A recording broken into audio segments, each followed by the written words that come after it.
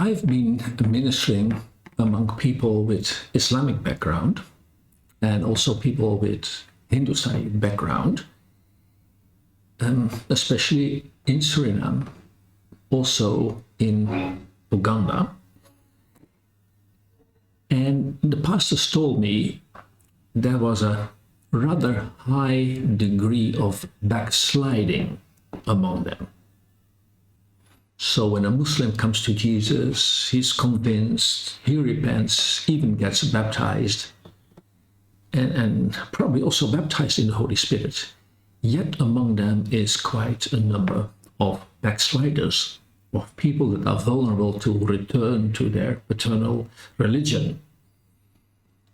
And so at some point we realized we had to do something about it. We had to do something about it, first of all, to prepare them not to fall back.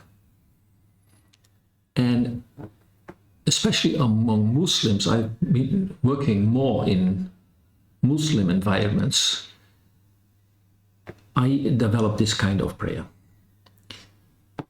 I want those new converts to make a full separation from their ancestral religion, a full separation. I mean, you can say, but when they are baptized, of course, on that moment, they are now born again, they are God's children. But the point is, many of them do backslide and return to their ancestral religion.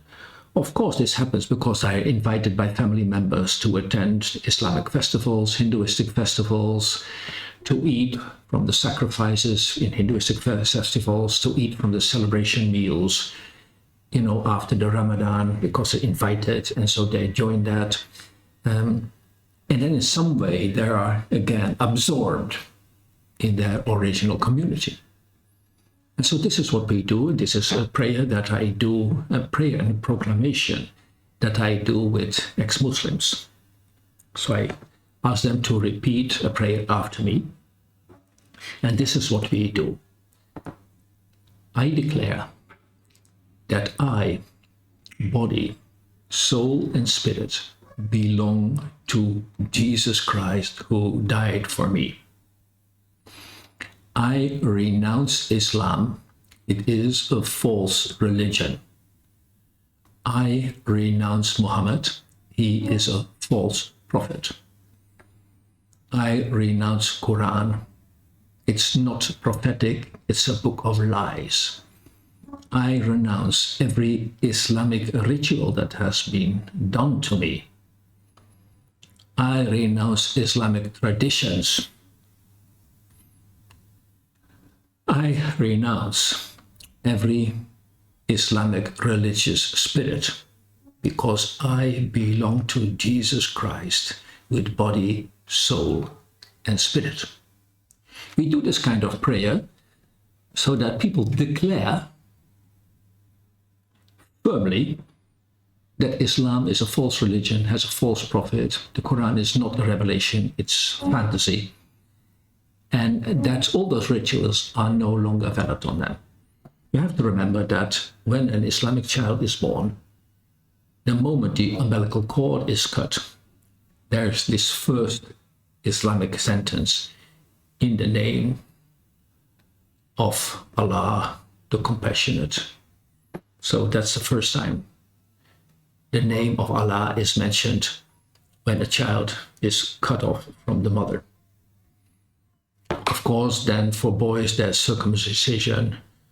They have to learn the Quran. They have to learn many parts by hand. So that is like rotating in their mind. It's fixed in their memory. You cannot erase it. It's what they learned, what they repeated so often. Even if they don't know the Arabic language, those verses are recited and quoted that often that they will never get rid of that.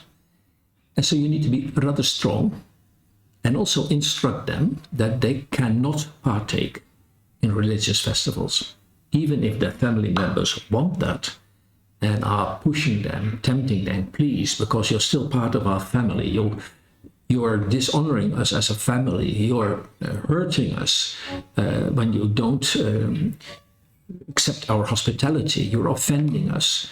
So that's the way, of course, that the Muslims do when they have a convert in their family. Very often, Muslim community really rejects the person that comes to Christian faith, that is born again, that's baptized. Very often, they're considered as dead. There are many parents that will say, the moment their son or daughter is baptized in water, they say, "You're no longer my son or daughter. I will disinherit you," and those kind of things. That's happening very often. But when that is not happening, they will try to reincorporate that person into their community, invite them for all kinds of festivals, and ask them to partake in rituals, to join. And so then they get immediately contaminated with the religious spirits of Islam. If you eat from their meals, if you eat from sacrifices, you get in contact with the spirits of that religion. Paul speaks about that, and he says, you cannot partake in the Holy Supper of the Lord and at the same time eat from the table of demons. And sometimes people don't realize that, and they want to please their family. They don't want to have their family angry because they love their family. And so really they have to learn to abstain from these things.